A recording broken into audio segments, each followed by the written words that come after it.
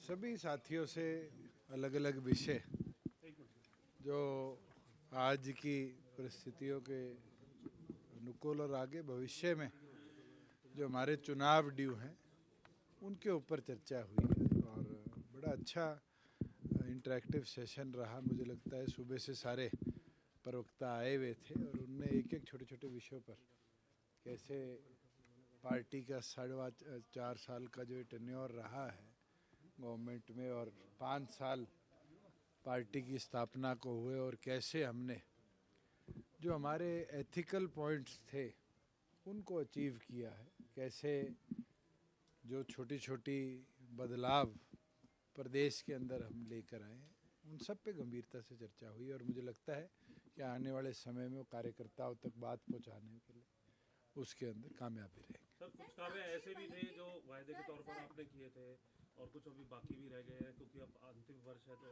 ऐसी स्थिति में किस तरीके से? चलिए देखिए, मैं इतना बोल सकता हूँ कि बहुत से ऐसे कदम थे जिनको हमने सक्सेसफुली इम्प्लीमेंट कराया और आज भी वो सारे कदम ग्राउंड लेवल पर आम जन के लाभार्थ के अंदर ही आ रहे हैं। आज चाहे महिला को रिजर्वेशन देने की बात हो, बैकवर्ड में रिजर्वेशन देने की बात हो, आज हमारे HTET का एग्ज़ाम जो पहले दूर दूर होता था उसको नियरेस्ट सेंटर पे ले जाने की बात हो, आज किसान की फसल का उठान 2 घंटे के अंदर होना हो, उसकी पेमेंट 2 दिन के अंदर आनी हो, फसल मुआवजा जो 2-2 ढाई साल नहीं मिलता था आज उसको 30 दिन के अंदर किसान के खाते में DBT के माध्यम से पहुंचाना हो, ठेकेदारी प्रथा को पूरी तौर पर समाप्त कर कौशल रोजगार निगम से आज गरीब आदमी जिसके परिवार की आय 50,000 से नीचे की है, प्राथमिकता के आधार पर उसको नौकरी देना हो। मुझे लगता है बहुत सी ऐसी चीज़ है जिसको आज जनता तक पहुंचाना जरूरी है और वो शासन भी देखा है हमने जहाँ ₹2.5 का चेक आता था, 2 महीने की तनख्वाह लेके DC रेट बच्चा लगता था। आज उन सब चीज़ों से हरियाणा को निजात मिली है और कहीं ना कहीं हरियाणा की उन्नति का ये सब चीज़ें हिस्सा भी बनी है। एक आबकारी विभाग में सर ठेकेदारों पर जो पेनल्टी पेंडिंग है उसके भी निर्देश दिए आपने? नहीं, जो पीछे स्टॉक चेक हुआ था उसमें विधानसभा में बात आई थी कि 76,000 पेटियाँ शॉर्ट थी। 76,000 नहीं थी, 52,000 थी और उसका लगभग 32 करोड़ रुपया हमने रिकवरी भी कर रही है। वो वेंड में गई थी, सिर्फ उनके पास जब चेकिंग हुई तो रिकॉर्ड नहीं था और उसके लिए पेनल्टी लगती है सरकार के नियम अनुसार और लगभग मेरे ख्याल से 12 या 15 करोड़ की और एडिशनल पेनल्टी आने वाले दिनों में रिकवर होगी जिन लोगों की कल और परसों के अंदर पेशी है। जहाँ बात पुराने ड्यूज़ की है, एक चीज़ मुझे खुशी के साथ आपके साथ साझी कर सकता हूँ कि 2019 के बाद के ड्यूज़ जो हमारे हैं वो केवल मात्र 2 करोड़ के हैं। इसका मतलब डिफ़ॉल्टिंग हरियाणा में बिल्कुल बंद हो गई। जो लोग पहले पैसा सरकार का चोरी करके भाग जाते थे वो गायब हो गया। हाँ, एक बहुत बड़ा नंबर आया है मेरे पास कांग्रेस के शासन का 5 का 10 का, जिसके अंदर 100 करोड़ से ऊपर का प्रतिवर्ष का ड्यू है और उसके लिए अब हमने एक टीम फॉर्मुलेट कर दी है। जो रेवेन्यू एरियर्स जो हैं, लैंड अगेंस्ट एरियर्स जिनकी प्रॉपर्टी अटैचमेंट करनी है, उसकी कार्रवाई अब हम गति के साथ चलेंगे। मैंने डिस्ट्रिक्ट वाइज डाटा मंगाया है और मैं जल्द सारे डिप्टी कमिश्नर्स, क्योंकि लैंड के करता धरता डिस्ट्रिक्ट में वो हैं, उनकी और DTCs की बैठक बुलाकर रिकॉर्ड हम उनके साथ साझा करेंगे कि इमीडिएटली जो जो डिफ़ॉल्टर कोई भी रहा है, कोई 2000 का हो, 99 का हो, किसी भी टाइम का हो, सबकी प्रॉपर्टी अटैचमेंट इमीडिएटली शुरू करें और प्रॉपर्टी नहीं है तो फिर पैन कार्ड के माध्यम से उनके और जो एसेट्स हैं हम फिर इनकम टैक्स से डिटेल लेकर उसको अटैचमेंट की ओर जाएंगे। सर, QR कोड की भी बात कही थी आपने, कब तक QR कोड हो जाएगा सर इसको? मैं आपको एक चीज़ बता सकता हूँ कि 12 दिसंबर से ट्रैक एंड ट्रेस QR के माध्यम से हरियाणा की सभी डिस्टिलरीज और बॉटलिंग प्लांट्स में इम्प्लीमेंट हो चुका है, सक्सेसफुली चल रहा है। शुरू में वो टीदिंग प्रॉब्लम्स आती है जहाँ पर प्रिंटिंग की कुछ समस्या थी और कई जगह एक स्कैनर होने की वजह से स्कैनिंग प्रॉपर नहीं हो रही थी। वो आज हमने परमिशन दे दी है कि एक की बजाय मल्टीपल स्कैनर वो अपनी संस्था पे रख सकते हैं, मगर कंप्यूटर जो होगा रीडिंग के लिए वो एकमात्र होगा और उसी एक के माध्यम से जो हमारा हेड ऑफिस है इसको डाटा जाएगा। विधानसभा और मैं ये मानता हूँ कि जो फ्लो मीटर्स का हमारा टारगेट था 31 दिसंबर का, आज हमने उसको रिव्यू भी किया।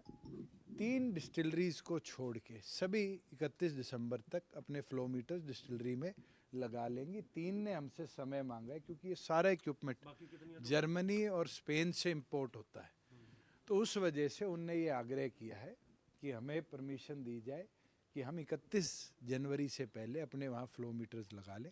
सीसीटीवी कैमरास हरियाणा के प्रत्येक लिकर वेंड में, प्रत्येक वेयर हाउस में, प्रत्येक डिस्टिलरी बॉटलिंग और ब्रूरी के अंदर है। आज के दिन फायर सेफ्टी का मैंने जो टारगेट लिया था उसको भी हमने पूरी तौर पर इम्प्लीमेंट कर दिया है और डिस्ट्रिक्ट फायर ऑफिसर्स और डीटीसीज की जॉइंट कमेटी ने इंस्पेक्ट करके सभी वेयर हाउसेस की फायर एनओसीज हमें प्रोवाइड ऑन रिकॉर्ड करी है। एक चीज़ और जो इस साल की पॉलिसी का एक बड़ा स्टेप था कि प्लास्टिक बॉटल्स को पूरी तौर पर बंद करके ग्लास बॉटल्स में आएंगे। आज दोबारा डायरेक्शंस भी डिपार्टमेंट ने भेज दिए डीटीसीज को कि सभी जो कंट्री लिकर बनाने वाली कंपनीज हैं उनको डायरेक्शन दे दें कि 29 फरवरी से, क्योंकि लीप ईयर है, 29 फरवरी से हरियाणा प्रदेश में प्लास्टिक बॉटल्स पूरी तौर पर बैन हो। कितनी ऐसे डिस्टिलरी टोटल, जिनमें से 3 अभी 31 जनवरी तक का टाइम है? देखिए हमारे पास टोटल 14 है, यानी 2 में आज इम्प्लीमेंटेड है, एक अगले 3 दिनों में चल जाएगा। 3 ने हमसे जनवरी का समय मांगा है, उनने अपने जो इंडेंट्स हैं वो जुलाई के भेजे हुए हैं, क्योंकि शिपमेंट दूसरे देश से आना है, वो एग्जाम्पशंस हमें पेनल्टी क्लॉज के साथ कोई देनी पड़ेगी तो हम दे देंगे, बची भी सारी कंप्लीट कर। सर, विधानसभा के अंदर जिस तरीके से एलिगेशंस जो लगे एक दूसरे पर लगे, उसके बाद जो कमेटी का गठन किया गया, पहले कहा गया हाई कोर्ट के सीटिंग जज से जो है वो जांच करवाई जाएगी, उसके बाद बीएससी की मीटिंग में जो है फैसला लिया जाता है कि शिक्षा मंत्री की अध्यक्षता में जो है वो कमेटी जांच करेगी। क्या कुछ किस तरीके से देखते हैं आप? हालांकि आपने कहा था मैं मैं आज भी अपने स्टैंड पे क्लियर हूँ, उस दिन भी था, मैं आप लोगों से इंटरेक्ट नहीं करा।